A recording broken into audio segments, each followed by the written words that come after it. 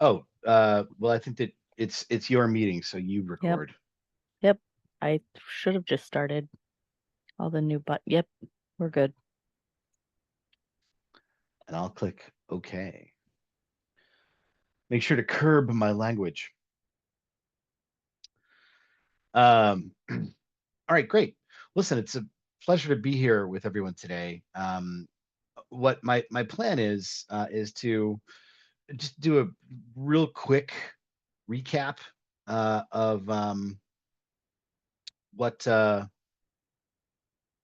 what we're looking at with Nomad and I guess more broadly libkey in general, which will be instructive as to what Nomad Plus Plus will bring to the table. Like I say, this should probably take like no more than 25 minutes to a half hour. Um, and basically the idea here is with Nomad, and by the way, I apologize, this slide's a little bit outdated. We actually have now more than 2 million people that have downloaded libkey Nomad. Now, for those of you who've been playing around with libkey, you know that there are a number of facets to the service, right? There's the integration into discovery systems. Most of you use Primo for that.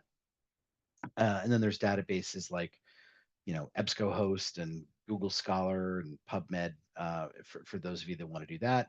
And then there's those users that start their work no matter how many times you tell them to do so inside the library, please. Occasionally, they don't listen.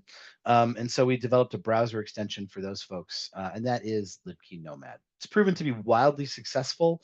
As you'll see, if you go to the Chrome store, for example, you'll see over 900,000 people have downloaded it on that browser alone. We have great ratings there. Um, and we have a lot of people that are doing group deployment. If that's something that you want to be able to dig into on your campus, we're happy to connect with you on that. Very, very easy to do, and every IT department that we've ever worked with approves the group deployment of Nomad onto public machines. So what I just wanted to do a quick recap on was what you get with libkey and I guess more broadly with Third Iron as a company, um, understanding that up until libkey came around, there's basically you know one way that libraries and I guess more specifically existing library systems have dealt with mapping users from the point of discovery to full text. And that's by working with metadata and basically at the whole journal level. And by the whole journal level, I mean ISSNs, EISSNs. libkey is an alternative to that.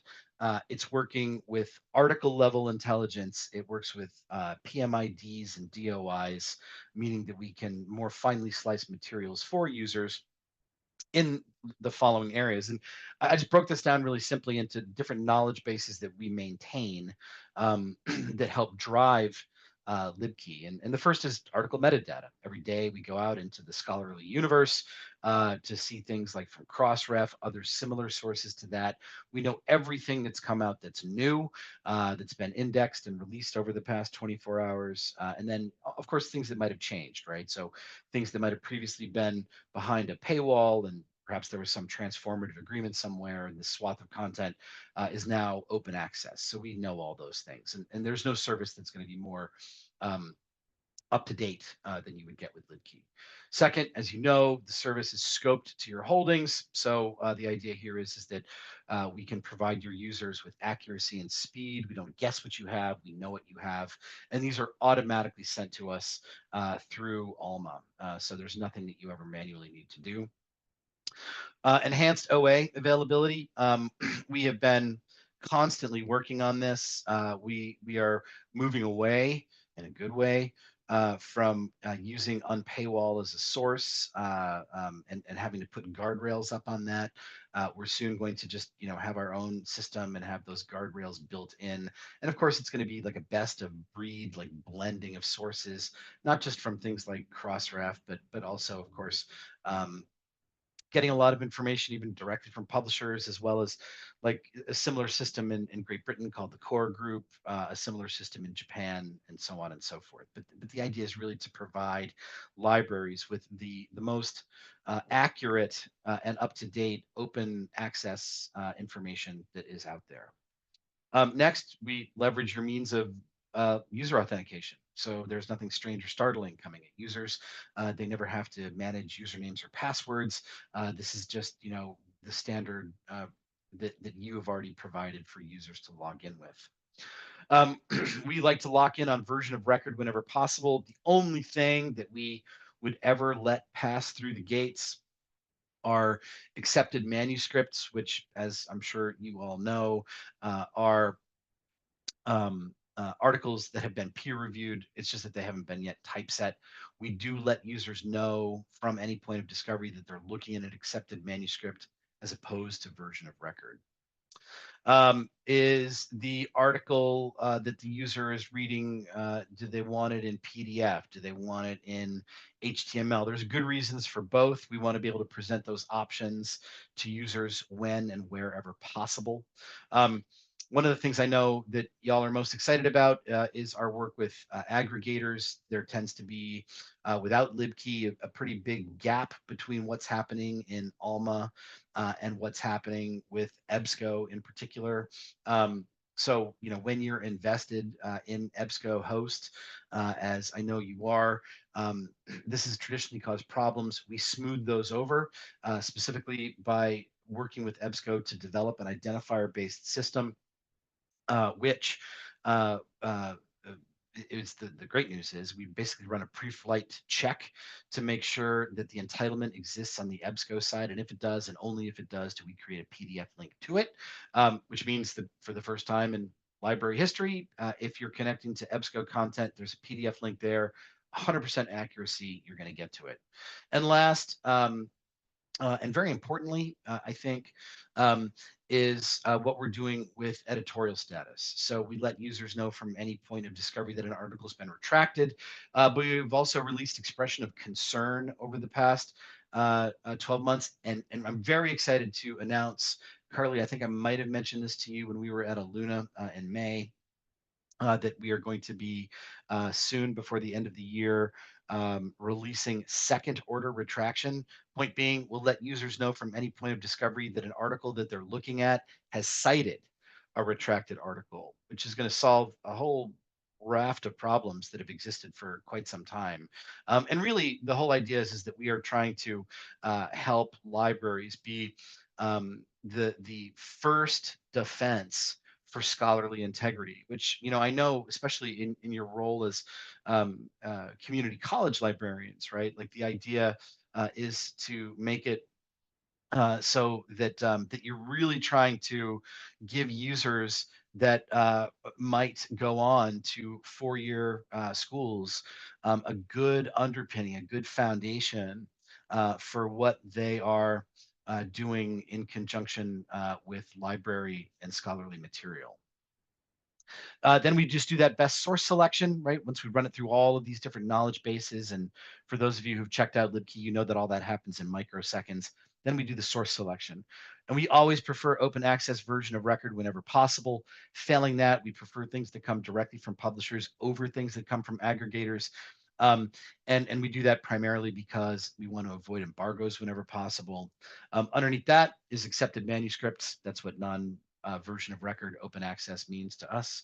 And then under that, we'll connect with your document delivery service or ILL if none of those things are available. And then we just provide precision links to full text. And again, we'll do that from discovery, we'll do that from databases, and we'll do that out in the open web too. So what Nomad is doing on top of all of this is really interesting. We heard from a lot of people, hey, we love what Nomad does. We love that it connects people to content. But man, it would be really great if we could add on to that with some of the following features.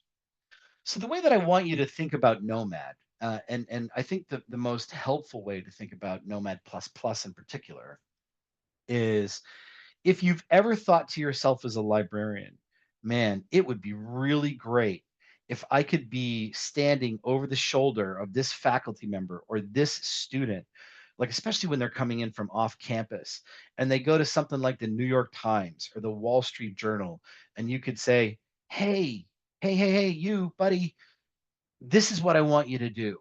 This is where you should go because we provide this resource. And if you click right here and log in, you're going to get to it for free. So the biggest part of Nomad Plus Plus is going to be domain based messaging. So depending upon where users go, you can create a message that you want your users to see. And be able to connect with and harness and absorb so that effectively you can extend yourself as librarians onto these users' computers in a benevolent way that's going to help them get from where they are potentially confused to solving their problem without you ever having to be in the room or them having to call you up or them having to do whatever it might be having to do to get your attention effectively answering problems before they even become problems. So again, like this domain messaging, and I'm going to dig into this quite a bit here. It's the meat of Nomad Plus Plus, but that's going to be the main thing I want you to consider. The other three pieces here are chat functionality. So we work with like LibChat, we work with WhatsApp, we work with library help, like those kinds of things. So if you want to be able to extend the usage of these types of services, chat functionality, we're going to be able to help you do that with Plus Plus. We're going to allow users to export citations, right? Like going to places like Zotero and EndNote if you've got users using those kinds of platforms. Last thing is we're going to allow libraries to customize this and brand it for their very own so that you don't have to work with like the standard Nomad like green flame. You can actually make this look like your own thing. So when we kind of think about what the use cases for this might be, right? The biggest consideration that I'd like you to think about is remember what Nomad as a standard service is trying to do, right? It's trying to get users from that point out there on the open web and connect them to full text. Okay. That's what Nomad does. And it does it again if there's a PMID or DOI. If there is a PMID or DOI, right? Like Nomad is in action, it's active. It is going to have a pathway to do something. In this case, get to full text, right? But then there's the other stuff, right, that don't have DOIs or PMIDs, right? Like the New York Times, the Wall Street Journal, JSTOR, right? Like these kinds of this type of content, these types of websites, these types of platforms, right? So like a big deal is thinking about whether Nomad is active or whether it is not active. And I'll talk about what the implications of that are in terms of how you message around it. But think about something like the New York Times, right? Like where a lot of users end up going. So you want to route users away from something like the New York Times out in the open web, like nytimes.com, and bring them to the library, right? So this would be to authenticate to where the library actually has this resource. JSTOR is a great example because there's a lot of people that use this kind of content. I'm not going to call JSTOR like weird content. It sounds pejorative, but it is in that it's scholarly, but it's older, right? So it tends to not have DOIs or PMIDs. So the idea is that a lot of faculty we know like just have that JSTOR platform. They go to it. They send their students to it.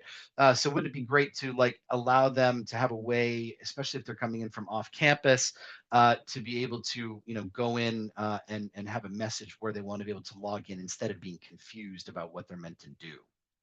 Um, other bigger platforms might be things that do show up with libkey information. Like here's a good example with Scopus, right? So the idea would be, so libkey is active here, yet you still want to be able to message around that. Oftentimes, we hear of libraries that like to trial products, and when they do, they like to get feedback for them, but oftentimes rarely do. And you can message around that. Hey, we're here visiting Hein Online. Let us know what you think of that. Sometimes we just see publisher sites go down, and libraries want to let their users know This is not our fault, people. This is just, TNF having some construction problems, right? And then there's also ones, and this might not be as huge of a concern for you, but perhaps where content might be partitioned, right? Actually, Carly, now that I think about it, for your school that's associated with the University of Washington, this might be something. But the idea would be that when, like we often see like medical schools providing certain content to users that's not accessible by the general population, right? So you can kind of create messaging walls around that. For the first time ever, we have an administrative interface. I'm going to show you this, but the idea here is that you're now going to have a login and you're going to be able to go in and create messages and set up your system the way you want to be able to set it up. And again, the biggest thing here is domain messaging. And I'm going to show you exactly what this looks like in real time. So the three main components of this are what's the rule name, when is that rule executed, and what's that user see? Okay. The rule name is the easiest thing to understand, right? Most people just name this like whatever the content is, like New York Times or Wall Street Journal or JSTOR, right? So they just name that rule as to whatever they want users to see when the user's at that particular domain. The second part of this, of course, is the content linking, right? And I already mentioned that the biggest consideration here is that is libkey active? Is there a content link present? Is there no content link present, right? So again, think of that as like content link is present when a user is like maybe at a publisher site or they're at Scopus, right? A content link is not present because they're at the Wall Street Journal or New York Times. So, when you think of like how you set that rule up, you think of the rule and then I want to set this rule up like when there's a content link that's not present. Um, or does it matter if there's a content link present, right? So content link for libkey, when you think content link, think it is libkey active, right? Is libkey active? Is libkey not active? Does it matter if libkey is active? Then the other thing is the authentication consideration. Is the user logged in? Are they not logged in? Does it matter if they are or are not logged in? So what we did was we actually worked with UX designers on this to make this as robust yet as simple as conceivably possible with a limited drop down set of menus so that users are just able to really quickly plug in, and when I say users I mean you, librarians are able to quickly plug in when exactly it is that they want users to see these kinds of messages pop up. And then the other part of this is like, okay, what are we showing to the end user, right? Are we giving them a message? Are we giving them a custom link? Are we putting them in our auth loop, right? And what are we going to end up showing them? So again, what's the rule name? Two, when does that rule show up? And three, what does the user see? Right? Pretty straightforward. And then you're going to see, instead of like the traditional Nomad banner, you're going to see something that looks a little bit more like this. There's going to be more to it. Users might have a login. They might have like a specific message. And now that flame is going to end up being branded for the library if we want to do that. And of course, if we want, there's chat features that are going to be available for users too. Also, again, chat functionality, pretty standard here. Right now, today, we're looking at a number of different options. Again, we've got libchat that's available. We've got library help that's available. And we also have WhatsApp. We're looking at MS Teams and introducing that. Also, potentially like time-bound email is something else that I know that the team is working on actually actively today. Dun, dun. Okay, next is citation export, right? So you can set the rules on this. You can like keep it like limited. You can turn it on, turn it off, but then you can like focus it down on the things that you provide as a library, right? So if you provide RefWorks, you can make that available. If you don't, you can make it disappear. And then the last piece here is that design studio. So you're able to really like own the look and feel of that banner. What are users seeing? Are we making sure that this is well branded for our institution? Okay. So with that, what I want to be able to do is get in here and show you what these rules look like. And again, the great news is this is going to be the very simple and fast part about this. So here's our public portal. You see that I am logged in here as an administrator at TED University. We are not yet accredited, but we're working hard on it. We're very highly selective, of course. You can see here that I've got the domain messaging set up, and it says right now like Wall Street Journal to ProQuest. So if I take a look at what this rule looks like, it says here's the rule name. It's Wall Street Journal to ProQuest.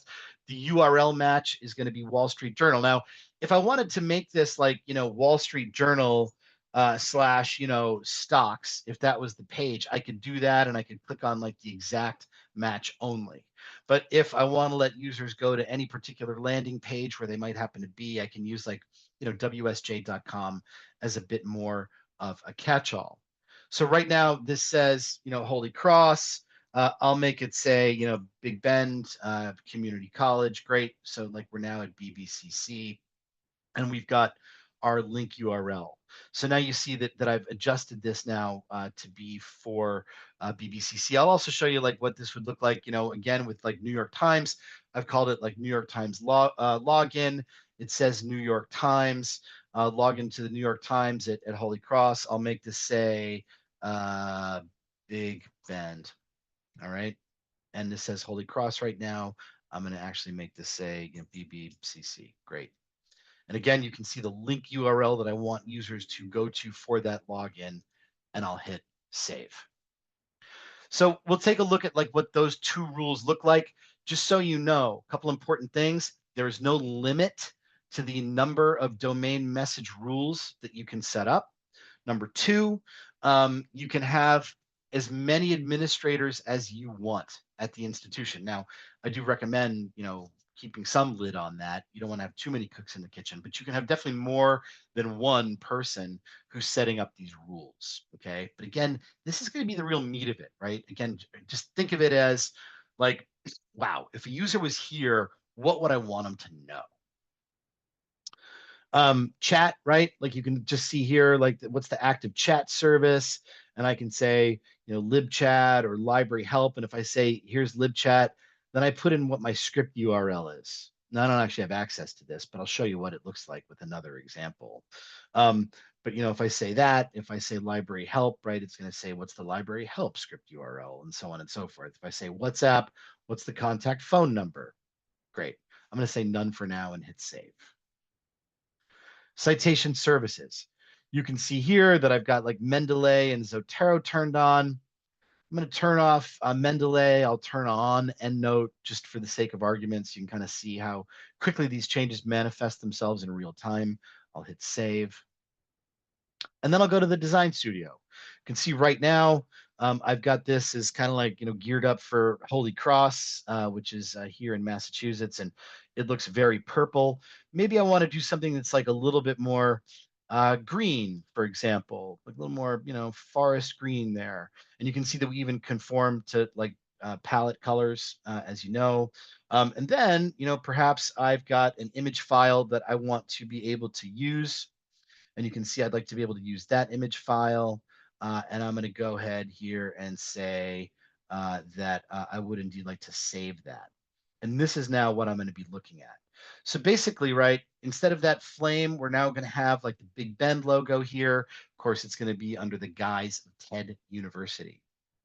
So now that I've set all that up and it's been saved, I can go over into Google Chrome, um, and I'm going to go into libkey Nomad. Now, today, if I look up something like Big Bend Community College, right, I would be able to log in and work with Big Bend's information the way that I normally would. And just to give you a little bit of background on that, if I go to Wikipedia, I look up photovoltaics, I scroll down to the bottom where all of the different references are. You can see here that I've got like download PDF links and other things that I can access. And if I wanted to see this particular article from Scientific Reports, I could click on download PDF. And because this particular one is open access, I'll be able to get to it right away. If I wanted to look at this particular one here, and click on it. You'll see here from Clean Energy. This one's also open access, so I'm able to get in there right away. Some of these are probably not going to be things that I'm going to be able to get to right away. Like, I don't know what might be a good example of that, like, I don't know, chemical reviews or American Chemical Society. But you know what this is going to look like in the event that I'm actually like hitting the paywall, right? Like I'm going to be asked to log in. And since I don't have any, I'm not part of the Big Bend Community College um, network. Congratulations, Carly. You don't have to worry about me. The idea is that I'm not going to be able to get in. I'd hit that proxy wall. Now, let's say that I go in as TED University, though. And I'm going to go back in here. I'm going to look at myself as TED University. Great. Here we go. And now let's say that I wanted to look up something like, and I'll go here and just do a quick refresh. And you can see the logo down here for TED University, right? And I've got different assets, like my fake university here than Big Bend. But if I go to something like now, like nytimes.com, you'll actually see that these rules have manifested themselves right away. And it says log into the New York Times at Big Bend. And if I click on log in here, you'll see that I hit like where I want to go and be able to log into the proxy. Now, just so you know, our founder and chief librarian, John Seguin, used to be a systems librarian in the University of Missouri system. So they let us borrow this stuff from time to time. So just so we can kind of show you how this would work. So of course I can't log in there, but you would get the idea. That's where I would go to log in. If I want to look at something like wallstreetjournal.com, I'm going to see the exact same thing, right? Like access the Wall Street Journal via ProQuest at BBCC, and I can click on go, and I'm able to go ahead and get right there. Okay, so that's just basically how simple that works and how quickly those domain messages are able to manifest themselves.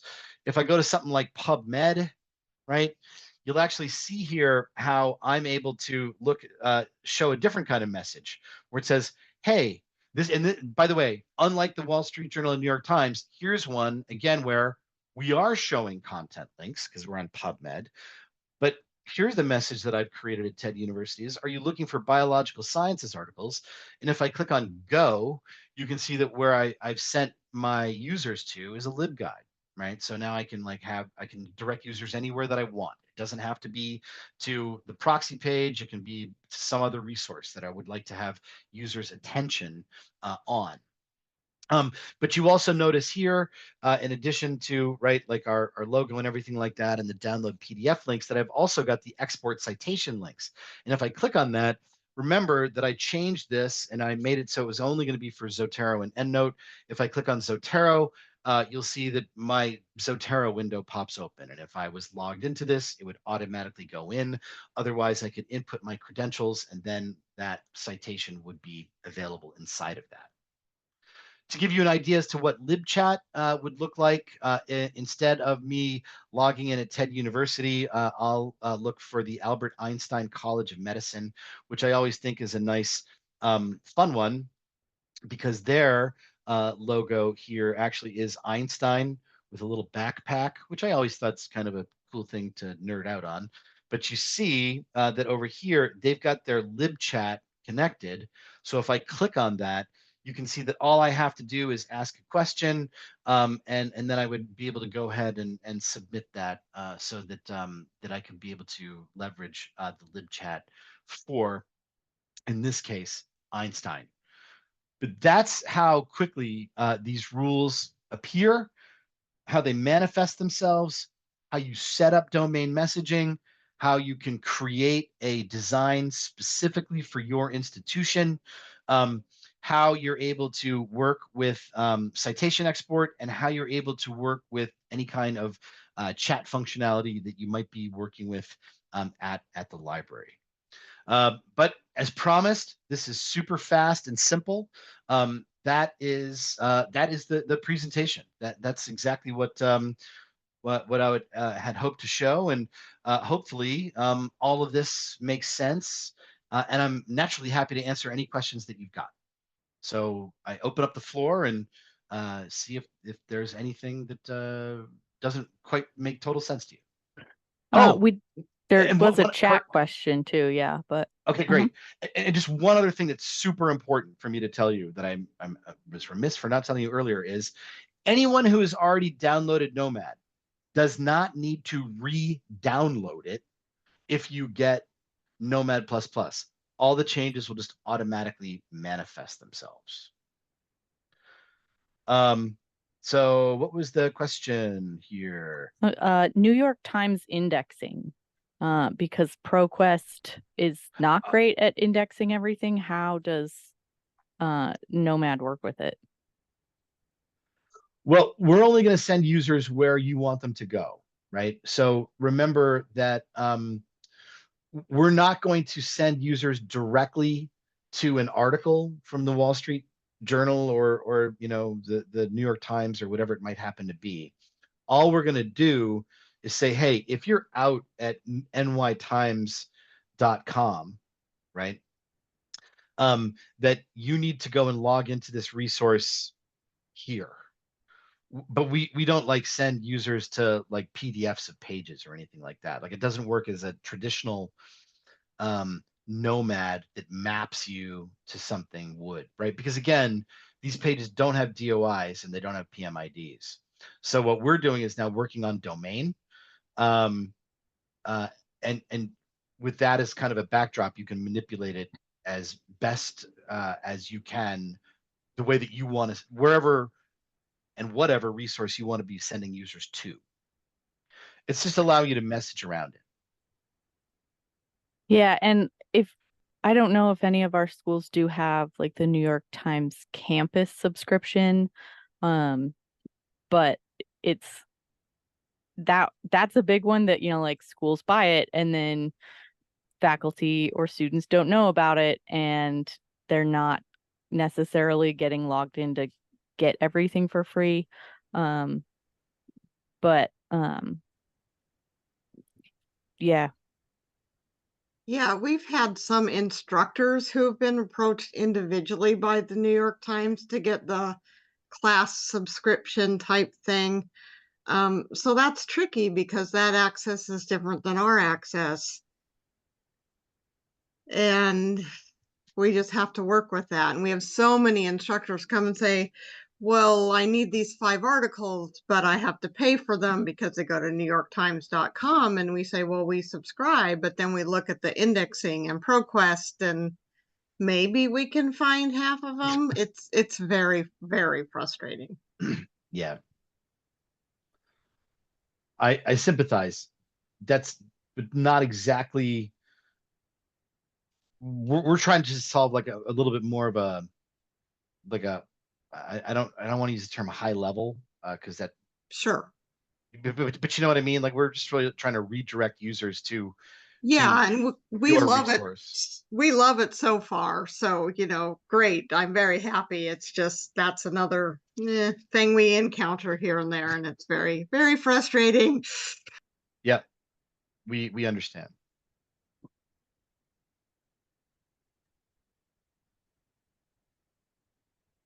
Does anyone have any questions about um any of the Third Iron products? Ted has been our contact kind of since the beginning, even though Bridget is our support person. So if there's perhaps other questions, when I saw the Nomad Plus Plus session with John at Illuna, what stood out to me for our schools was the chat integration, because so many of us do participate in the Washington State Library's cooperative chat project. Um, that, like being able to integrate LibChat in other places, not just your LibGuides, would be a nice value add on that program to be able to help our users in, wherever they are, or at least in obvious places. And being able to brand things and choose the messaging, like I could see how much potential there was. John and I briefly discussed whether there would be kind of like a community zone or a shared kind of customization library, so that if people came up with cool ways to use the linking, if like they could kind of share that out and be like, we configured it like this and this is what it says. But I don't think that's quite yet there. But yeah. I'm making a note of it though. Yeah, because someone else in that session even said, like, yeah, it'd be really cool to be able to just submit, like ones that you've created so that other people can use them or copy them into their own environments. And John said, well, maybe we could pre-create some that would just be available from the get-go. Yeah, I think that that's actually actively being done. But it was really more nominal, right? Like in that we're not putting in, what exactly you want to say. We're not putting in like what your off loop is. Like there's just things that I'm sure you wouldn't want us to actually be going in and fiddling with. Like there's Right. certain, in other words, certain things for you, but like the names, like to kind of jumpstart the process. I think that is right. something that we're actively doing. Well, and like people were like, yeah, if someone found like a really cool, fun way to like engage users with a libguide, or, like, and wanted to share it out and be like, oh, are you interested in art things? Check out beyond just the basics. Yeah, it was kind of like that kind of thing.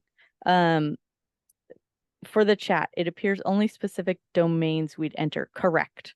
So if you wanted the chat widget to appear, because it should currently appear in your libguides and in Primo, but if you wanted it to appear for logged in Nomad users on PubMed or on Wikipedia, or if they were in ProQuest or EBSCO after having left Primo, you could basically set up that chat integration to trigger with a proquest.com domain.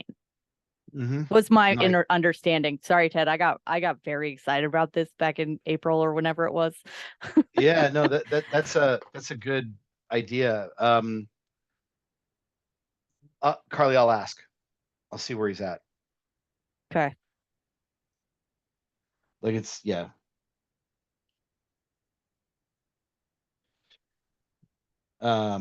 It's almost like a pre-formatted chat redirect type of thing. And I get that. Imitation, it's the best form of flattery. Mm-hmm.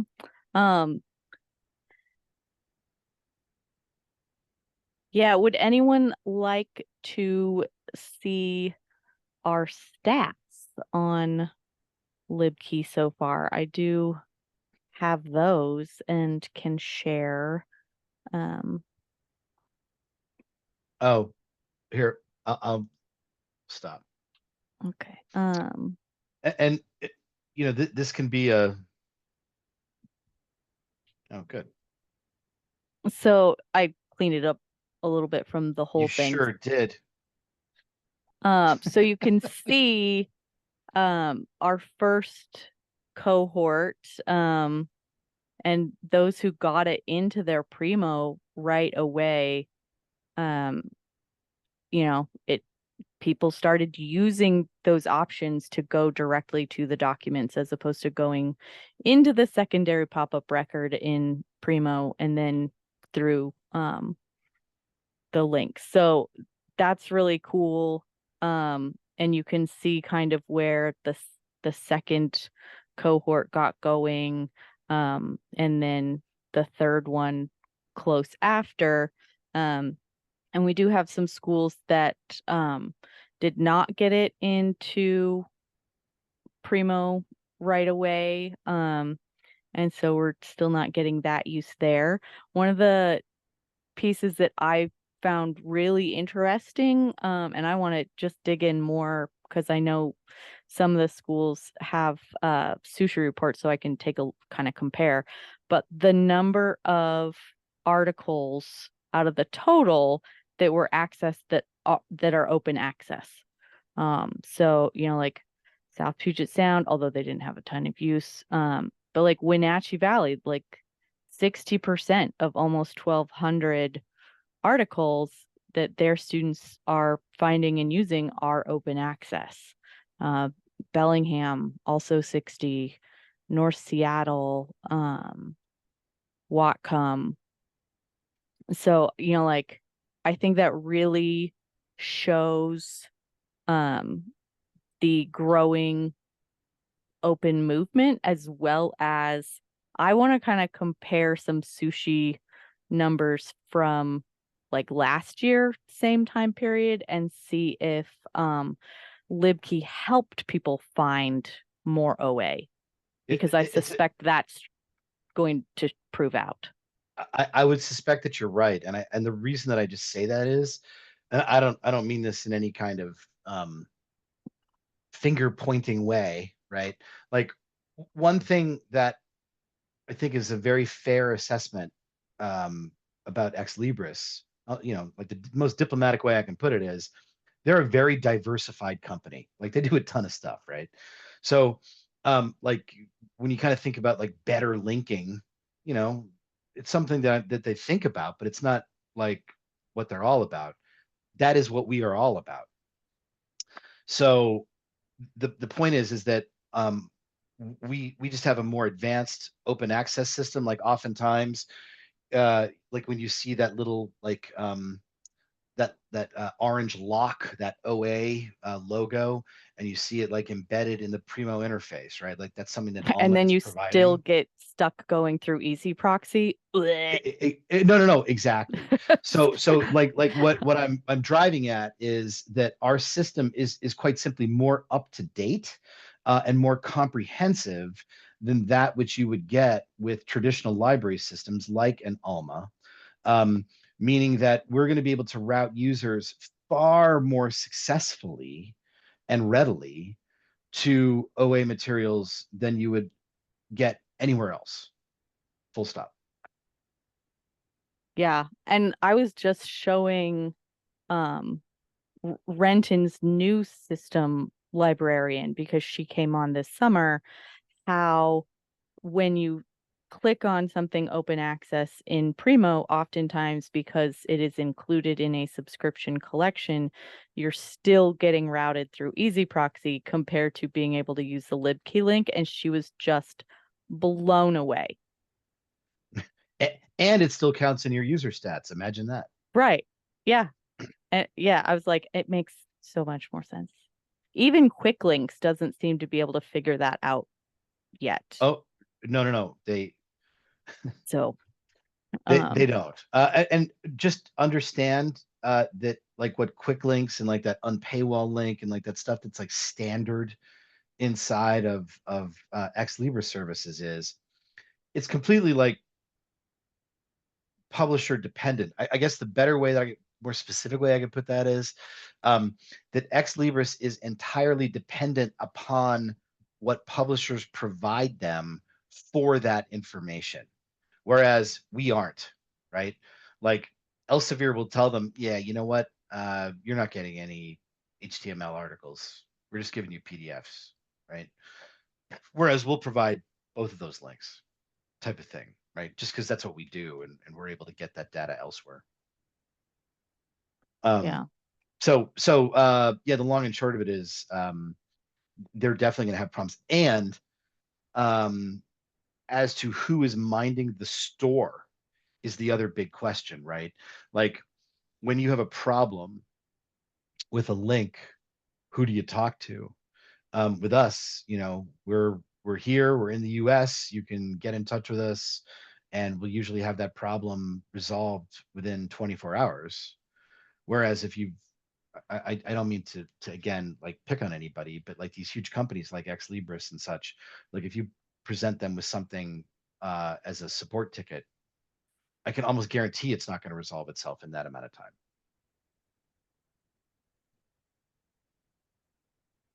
time. Lori has a question about Nomad and ebooks. Any Yeah, future so partnerships coming? yeah, so ebooks is now all available for Alma Primo. So that's all going to roll up. You've got that available to you today with Nomad, which is great. Um, the other thing that we're incrementally doing with Nomad, kind of like you see that inline work with PubMed that we do, um, that's pretty interesting, right? Like where it's showing like all of that, like the journal cover image and all those things, um, and to a similar degree, like how we do the inline work with Wikipedia, we are doing partnerships with certain companies and um, other types of services to make that work. So like our integration that you would see at something like ResearchGate is pretty advanced. Um, like what you would see with Nomad at I know this is not I'm guessing this is not a product that y'all are onto, but like somebody like UW probably has like for systematic reviews like Covidence. Um, like we Nomad natively integrates into that, and it makes it very exciting. So we're constantly evolving those things. Um, if there are things that you want us to see about that, I was actually doing a Nomad Plus Plus demonstration just a couple days ago, and I had a question asking me, "Hey, is there any way that you could like natively integrate into Chat GPT?" Because a lot of students are like just doing searches through that, and then like AI comes up with something, and oftentimes like the something that they come up with are like these fake citations. So what they want to be able to do is like kind of separate out the wheat from the chaff with AI, which I thought was an interesting idea, and I posed that to John actually, Carly, and he's going to look into it. So Yeah. the point is that it's the best part about what we do um, is that it's software, and that means that it can be developed. As to whether or not something's easy or something's hard or where it stands in the priority line, I don't know. Um, but um, but Well, and at least you guys, you yeah, are this product and this mission. And so, like so much has been developed even since we started implementing in January. Um, it's, like quick links aren't working any better now than they did a year ago, even though Ex Libris Force turned them on. they Um, did. yeah, yeah. Law Lori, libraries you've really love had that. your Yes, hand up. hand What's up. going on, Lori? Yeah, so I have to be honest, we have not pushed people, working with Nomad because it seems kind of that there's just a short list of websites that it works with. Wikipedia and PubMed is great. The ebooks thing is exciting. I'm happy about that. But are there other partnerships that are coming down the pike, that just might expand that inline work? Yeah, so I would say that partnership is probably a strong term, right? Like when you think about what we do with Primo, um, that's a even that's not really a partnership, right? In that it's an API that has been developed by some systems librarians. Now we do communicate with Ex Libris about certain things, right? But that's an API integration. We figured out how to integrate with databases without databases database vendors needing to get involved with that process. There are companies that are very interested in working with us um, for some of that work. Like Pico Portal is a much smaller version of Covidence that has done that. Um, there are some other It'd be cool if you because there are DOIs on like digital commons. Yeah, like stuff like that. I That mean, would be a I know. great one, even though it is all open access. It's Yeah, oftentimes hard to get through to a PDF versus an HTML or like know which version you're going to click into. So I was like, yeah, it feels redundant, but at the same time, the clear inline designation of view this as a PDF um, on digital commons would be cool. right. Well, the best thing I can do, Lori, is ask the question and see like what else might be coming. I don't have any answers for you today. Like what we've done with Wikipedia and what we've done with PubMed, we've just done. Like we didn't need to get that information from PubMed to make that work. Um, so partnership is really not the correct term. The real question is what are we going to make Nomad like more robustly integrate with? And that's a Yeah, broader that's it. question. Yeah, yeah. Yeah, Are there yeah. more And websites that it'll work with? Because I kind of feel like I'm not really up for pushing, oh, get this really cool thing, but it only works at a couple of places. So if it worked at more places, that'd be awesome. what to be super clear, right? Like Nomad is going to work in all kinds of places. It's just not necessarily going to have that inline integration, right? So like at PubMed and Wikipedia, you've got that. But if you go to any publisher site, anything with a DOI, it's going to pop Nomad up, right? It's just not going to like show up in the interface exactly, but a banner is going to pop up. It's going to let a user know, oh, great, I can go and click and get this right here. So think about like that kind of inline integration is like kind of the highest order that we can do. But any place where there's DOIs or PMIDs, Nomad is going to be active. So you don't have to like hedge bets on, whether to release Nomad into the wild because you're worried that it doesn't interact in a lot of places. And don't even take my word for it. Like don't download Nomad yourself and then go check out publisher sites. Go to Amazon and look at ebooks, right? Like it's there for you to scope out. Okay, that's a good way of thinking of it, is just think about places where there would be DOIs where it might pop up then.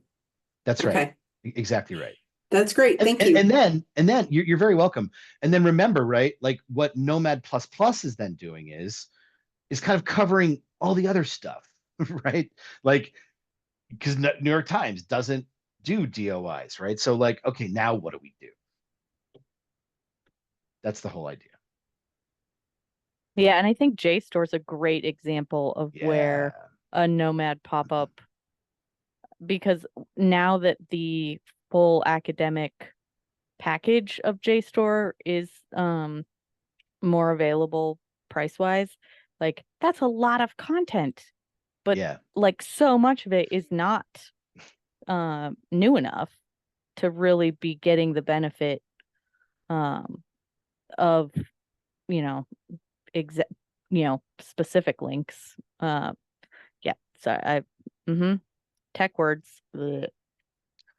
All right, great. Well, listen, I got a couple answers I got to get to you, but listen, I mean, Carly, we can figure this out. If there's anybody that kind of wants to kick the tires on plus plus, you know what I mean? Like if maybe the best plan is to have a couple of libraries check it out, we can set up a trial for you. That's like a logical next step. That said, I would imagine that you want to go talk with the team, see if there might be a next step here. But um, Yeah. I really do appreciate the chance to chat with everybody um, about Nomad Plus Plus and also, what we're doing with Nomad and Third Iron technology in general.